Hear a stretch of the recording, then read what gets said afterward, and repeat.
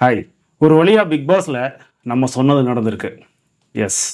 நடுவுக்குற கோட்டை அழிச்சிட்டாங்க. எப்போ சொன்னேன்னு தெரியல. நான் போட்ட வீடியோ நீங்க பார்க்கல அப்படின்னா, ஐ பட்டன் அந்த வீடியோ குடுக்குறேன். அந்த வீடியோவ பாருங்க.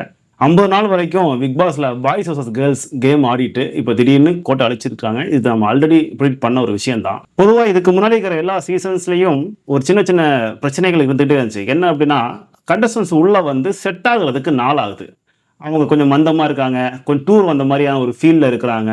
ஸோ அவங்க கேமுக்குள்ள வர்றதுக்கு ரொம்ப நாள் ஆகுது. அந்த ஒரு விஷயத்த சரி பண்றதுக்காக இந்த பிக் பாஸ் சீசன் 8 ஆரம்பிக்கிறதுக்கு முன்னாடியே பாய்ஸ் வெர்சஸ் கேர்ள்ஸ் அப்படிங்கிற ஒரு கான்செப்டை உள்ள கொண்டு வந்து கொஞ்சம் சுவாரஸ்யமாக்க பிக் பாஸ் டீமே முயற்சி பண்ணியிருக்காங்க. சாதாரணமா பிக் பாஸோட கான்செப்ட் எப்படி நடக்கும் அப்படின்னா, யாருன்னே தெரியாத ஒரு 15-20 பேரை கொண்டு வந்து ஒரு வீட்டுக்குள்ள போட்டோம் அப்படின்னா, வேற ஒப்பீனியன் இருக்கக்கூடிய வேற கருத்து இருக்கக்கூடிய ஆட்கள் எல்லாமே சேர்ந்து அங்கே வாழும்போது அவங்களுக்குள்ள நிறைய கருத்து வேறுபாடுகள் இருக்கும். புதுசா ஃப்ரெண்ட்ஷிப் கிரியேட் ஆகும். புதிய காதல்கள் உருவாகும். இந்த மாதிரி நிறைய கண்டென்ட்ஸ் உள்ள கிடைக்கும். இது வந்து மக்களுக்கு பார்க்க சுவாரஸ்யமா இருக்கும். இதுதான் பிக் பாஸோட கான்செப்டே இதுதான். ஆனா இந்த பிக் பாஸ் சீசன் 8ல மட்டும் அப்படியே உல்டாவா மாத்தி 2 டீமா பிரிச்சு டே 1ல இருந்தே ஒரு சுவாரஸ்யம் கொடுக்கணும் அப்படின்னு சொல்லி பிக் பாஸ் டீம் வந்து வித்தியாசமா யோசிச்சு பண்ணது தான் இந்த வீட்டை 2ஆ பிரிக்கிறது. இப்போ அதை 1 ஆக்கிட்டாங்க. இனிமே தான் நிஜமான பிக் பாஸ் கேமே ஆரம்பிக்குது. திங்கட்கிழமை பார்த்தீங்கன்னா நாமினேஷன்ல எல்லாரையுமே மிக்ஸ் பண்ணி நாமினேட் பண்ணலாம்னு சொல்லிட்டாங்க. எல்லாரும் மிக்ஸ் பண்ணி நாமினேஷனும் பண்ணிட்டாங்க. இவ்வளோ நாள் பாய்ஸ் வந்து கேர்ள்ஸையும் கேர்ள்ஸ் வந்து பாய்ஸை நாமினேட் பண்ணும்போது ஒரு டார்கெட்டா கேர்ள்ஸ் டீம்ல யாரெல்லாம் வீக்கா இருக்காங்க அல்லது யாரெல்லாம் எனக்கு பிடிக்கல அப்படிங்கிறத டார்கெட்டா பண்ண முடியும். சேம் டைம் கேர்ள்ஸ் பண்ணும்போதும் பாய்ஸ் டீம்ல யாரெல்லாம் டார்கெட் அப்படிங்கிறத டார்கெட் பண்ணி நம்மளால பண்ண முடியும். பட் இப்போ என்னன்னா ஆப்ஷன்ஸ் பெருசாயிடுச்சு. ஆப்ஷன் பெருசாகுதுன்னா நமக்கு எதில் ஒரு 17 பேர் இருக்காங்க நாமினேட் பண்றதுக்கு. அப்போ ஆட்டோமேட்டிக்கா என்ன நடக்கும் அப்படின்னா, டார்கெட் பெருசாகும் போது சில பேர் மிஸ் ஆகுவாங்க. ரொம்ப குறிப்பா இந்த வாரம் பவித்ரா ஜனனி நாமினேஷன்ல இல்ல. நம்முடைய ஃபர்ஸ்ட் வீடியோலயே நான் சொல்லியிருப்பேன், வந்ததுல இருந்தே நிறைய மிச்சர் சாப்பிடக்கூடிய ஒரு ஆள் அப்படின்னா அந்த பவித்ரா ஜனனி தான். அவங்க இந்த வருஷம் நாமினேஷனே இல்லை. இதை தவிர்த்து போன வாரம் கேப்டன் மஞ்சரி இருக்காங்க. தீபக் எல்லா வாரமும் வருவாரு. இந்த வாரம் ஒரு கேப்டன் ஆயிட்டாரு. இப்படின்னு ஒரு புதுவிதமான ஒரு நாமினேஷன் லிஸ்ட் வந்து இந்த வாரம் உருவாயிருக்கு. ஆக்சுவலி இப்பதான் கேம் ஸ்டார்டட். இனிமே இந்த கேம் எப்படி போகும்? நம்ம ஆல்ரெடி சொன்ன அந்த கோட்டை அழிப்பாங்க அப்படின்னு சொன்ன விஷயம் இப்ப நடந்திருக்கு. இனிமே கேம் எப்படி போகும் பார்த்தீங்கன்னா, கலெக்டிவா இருக்கக்கூடிய அந்த 18 பேர்லயும் யார் வீக்கா இருக்காங்க அல்லது யார் மிச்சர் சாப்பிட்றாங்க அல்லது மக்கள்லாம் எப்படி ஓட்டு போடுவாங்க அப்படின்னு பார்த்தீங்கன்னா, தன்னோட ஃபேவரேட் அப்படின்னு பார்த்து ஒருத்தவங்களுக்கு ஓட்டு போடுவாங்க. யாரும் இவங்க இனிமேல் இருக்கக்கூடாதுன்னு சொல்லி ஓட்டு போட்டு அவங்கள வெளியேற்றதுக்கான சான்ஸ் மக்களுக்கு கொடுக்கப்படலை. யார் இருக்கணும் அப்படிங்கிறதுக்கான அந்த ஓட்டிங் மட்டும் தான் இங்கே அவைலபிள். அப்படி இருக்கும்போது மக்கள் வந்து யார் இருக்கணுமோ அவங்களுக்கு தான் ஓட்டிங் பண்ணுவாங்க. அந்த மாதிரி ஓட்டிங் பண்ணும்போது இங்கே வெளியில தெரியாத ஆட்கள் அவங்களுக்கு இங்கே வெளியே போகிறதுக்கான சான்சஸ் அதிகமாகும். நான் ஒரு 2 விஷயம் சொல்ல போறேன். இந்த வீக்ல யார் நாமினேஷன் லிஸ்ட்ல இருக்கிற யார் வீக்கா இருக்காங்க, 2வது டோட்டலா இருக்கிற அந்த 18 பேர்லயும் ஒரு ரேங்கிங் ஒன்று சொல்ல போறேன். ஃபர்ஸ்ட் இந்த வாரம் வீக்கா இருக்கிறது பார்த்தீங்கன்னா, ஆரம்பத்துல இருந்தே வீக்காவே நாமினேஷன்ல இருந்தும் தப்பிச்சு வரக்கூடிய ஒரு நபர் பார்த்தீங்கன்னா ரஞ்சித். அவர் உண்மையிலே ஒண்ணுமே செய்யல, ஒண்ணுமே செஞ்சிடக்கூடாது அப்படிங்கிறதுல ரொம்ப கான்சியஸா இருக்காரு. அவர் இந்த வாரம் நாமினேஷன்ல இருக்காரு. பட் அவருக்கு சில ஓட்ஸ் விழுவதற்கான வாய்ப்பு இருக்கு. அப்படியே இந்த பக்கம் வந்தீங்க அப்படின்னா இன்னும் ரொம்ப வீக்கா இருக்கிறது பார்த்தீங்கன்னா சிவகுமார் ஒயிட் கார்டில் வந்து ஒரு வாரம் அந்த ஸ்கூல் டாஸ்க்ல கொஞ்சம் பெர்ஃபார்ம் பண்ணி கொஞ்சம் பேர் எடுத்தாரு. அதுக்கப்புறம் அவர் மறுபடியும் காணாமல் போயிட்டாரு. தீபக்கோட ஒரு சின்ன உரசல் வந்து அதையே தீபக் கிட்ட நேரடியாக பேச முடியாம பின்னாடி போய் ரஞ்சித் கிட்ட புலம்பக்கூடிய ஒரு சூழலாம் பார்த்தோம். இதெல்லாம் வச்சு பார்க்கும்போது அவர் கொஞ்சம் ஸ்ட்ரைட் ஃபார்வர்டா இல்லையோ அப்படிங்கிற விஷயம் தெரியுது. ஸோ மக்களுக்கு அவர் மேல ஒரு ஒப்பீனியன் வரவே வராது அப்படிங்கிற மாதிரி ஒரு சூழல் இருக்குது. அப்படி அவர் மேல ஒப்பீனியன் வரல அப்படின்னா மக்களுக்கு அவருக்கு ஓட்டு போடுறதுக்கான சான்ஸ் இல்லாம போகும். அப்படி இல்லாம போச்சு அப்படின்னா அவர் எவிட் ஆகிறதுக்கான வாய்ப்பு இருக்கு. அதிகப்படியா 8 ஓட்டு வாங்கி மஞ்சரி இந்த நாமினேஷன் லிஸ்ட்ல இருக்காங்க. இது அந்த ஹவுஸ்மேட்ஸோட அந்த வெறுப்பு, அவங்க வந்து கேப்டனா இருக்கும்போது நடந்துகிட்ட முறைகள், அந்த தளபதியா இருக்கும்போது நடந்துகிட்ட முறைகள் எல்லாம் சில பேருக்கு பிடிக்கல. பட் ஸ்டில் அவங்க வந்து வெளியில தெரிஞ்சுக்கிட்டே இருக்காங்க. நிறைய பேசுறாங்க. கொஞ்சம் இரிட்டேட்டிங்காக தான் இருக்குது. பட் ஸ்டில் நிறைய பேசுறாங்க. தன்னோட ஒப்பீனியன்ஸை வச்சுக்கிட்டே இருக்காங்க. அப்படி இருக்கும்போது மக்களுக்கு ஏதோ ஒரு ஒப்பீனியன் அவங்க மேல இருக்கும்.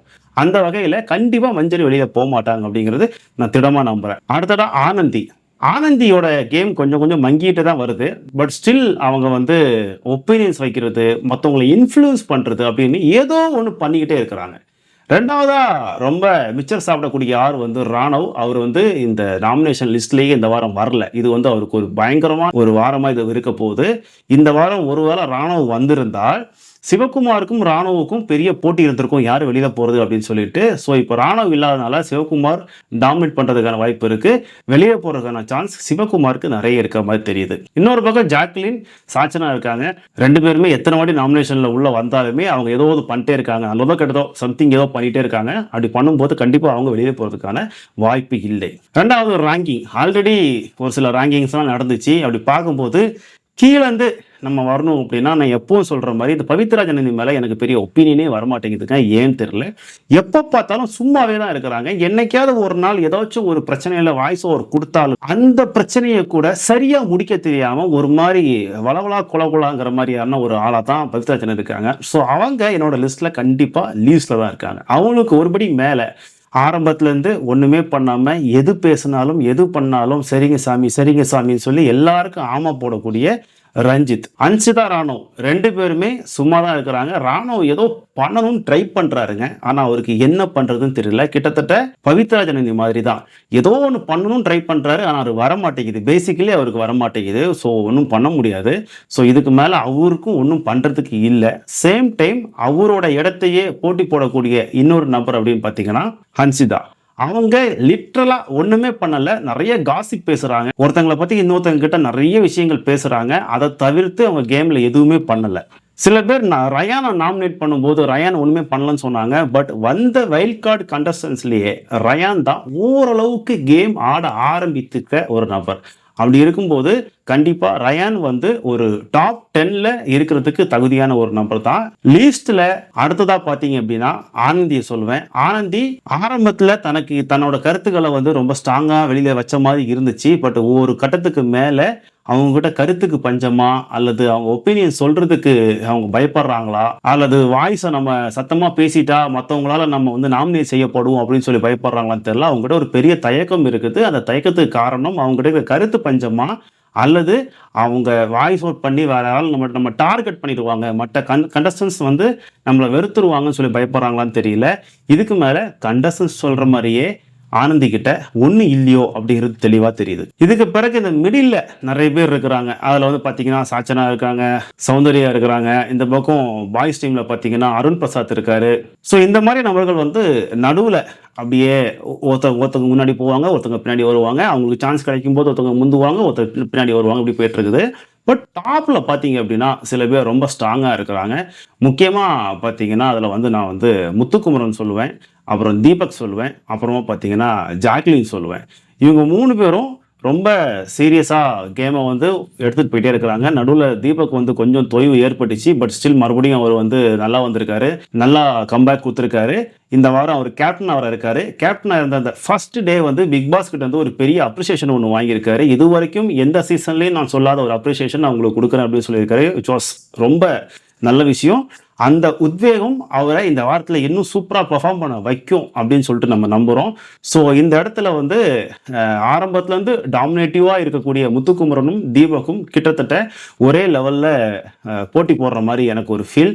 அதே இடத்துல சேமில் செகண்ட் பிளேஸில் பார்த்தீங்க அப்படின்னா இந்த பக்கம் ஜென்ஸ் சைடில் பாய்ஸ் சைடில் வந்து விஷாலும், கேர்ள்ஸ் சைடில் வந்து ஜாக்லினும் வந்து கொஞ்சம் டாமினேட்டிவாக இருக்கிற மாதிரி இருக்குது. இந்த 2 பேரோட டாமினேட்டுக்கு நடுவில் வந்து தர்ஷிகாவும் கொஞ்சம் டாமினேட்டிவாக இருக்கிற மாதிரி இருக்கு. ஸோ இந்த 5 பேரும் ஃபர்ஸ்ட் 5 இடத்துக்கான ரொம்ப தீவிரமான போட்டியாளர்களாக இந்த இடத்துல இருக்காங்க. ஸோ எனக்கு தெரிஞ்சு இந்த 5 பேருக்குள்ள தான் பிக் பாஸ் இனிமே வந்து ரொம்ப தீவிரமாக நடக்க போகுது. பிக் பாஸ் நிகழ்ச்சி வந்து தீவிரமாக நடக்க போகுது. இந்த ரேங்கிங்ல உங்களுக்கு ஏதாச்சும் மாற்றுக்கருத்து இருக்கு, இல்ல நீ சொன்னதுல இந்த ரேங்கிங் தப்பு, இவர் வந்து பின்னாடி வரணும், இவர் வந்து முன்னாடி வரணும் அப்படின்னு நீங்க நினைச்சிருக்கீங்கன்னா அந்த லிஸ்ட்டை வந்து கமெண்ட் பண்ணுங்க.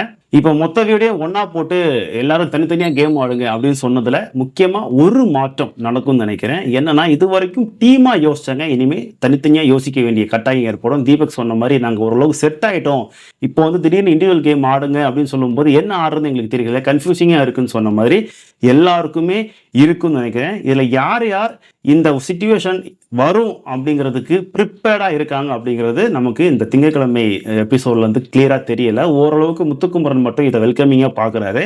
மற்றவங்க எல்லாருமே வந்து இன்னமுமே ஒரு டீமுக்குள்ளே தான் சுற்றிட்டு இருக்கிறாங்க. ஸோ இண்டிவிஜுவல் கேமாக இந்த பிக் பாஸ் மாறும்போது யாரெல்லாம் ஷைன் ஆகுவாங்க, யாரெல்லாம் ஓவர் ஷேடோ பண்ணுவாங்க மற்றவங்கள, யாரெல்லாம் வந்து அப்படியே தங்களுக்குள்ளேயே முடங்கிடுவாங்க, வெளியே தெரியாமல் ஆகுவாங்க அப்படிங்கிறது எல்லாமே இந்த வாரத்தில் தெரிஞ்சிடும். ஸோ இந்த வார இறுதியில் நமக்கு இந்த இண்டிவிஜுவல் கேமில் யாரெல்லாம் ஃபிட் ஆகுவாங்க, யாரெல்லாம் வந்து இதில் ஃபிட் ஆக மாட்டாங்க அப்படிங்கிறது தெரிஞ்சிடும். ஸோ இனிமேல் இந்த பிக் பாஸ் ரிவ்யூவை வந்து முடிஞ்ச வரைக்கும் ரெகுலராக பண்ணலான்னு இருக்கிறேன். ஸோ இந்த ரிவ்யூ உங்களுக்கு பிடிச்சிருந்துச்சு அப்படின்னா வீடியோவை லைக் பண்ணுங்க, பிடிக்கலனா கூட டிஸ்லைக் பண்ணுங்க, கமெண்ட்ல வந்து உங்களோட கருத்துக்களை சொல்லுங்க. ஸோ இதெல்லாம் நீங்க பண்ணும்போது தான் என் வீடியோவை நீங்க எப்படி ஏத்துக்கிறீங்களா இல்லையா, என்ன ஒப்பீனியன் வச்சிருக்கீங்க அப்படிங்கிறது எனக்கு தெரியும். அதை வச்சு தான் நான் என்னுடைய வீடியோஸ்லயும் நான் சில மாற்றங்கள் ஏற்படுத்தணுமா இல்லை இப்படியே போகணுமாங்கிறதையும் நானும் புரிஞ்சுக்க முடியும். ஸோ தொடர்ந்து சப்போர்ட் பண்ணுங்க. நாளை இன்னொரு வீடியோ சந்திப்போம். நன்றி.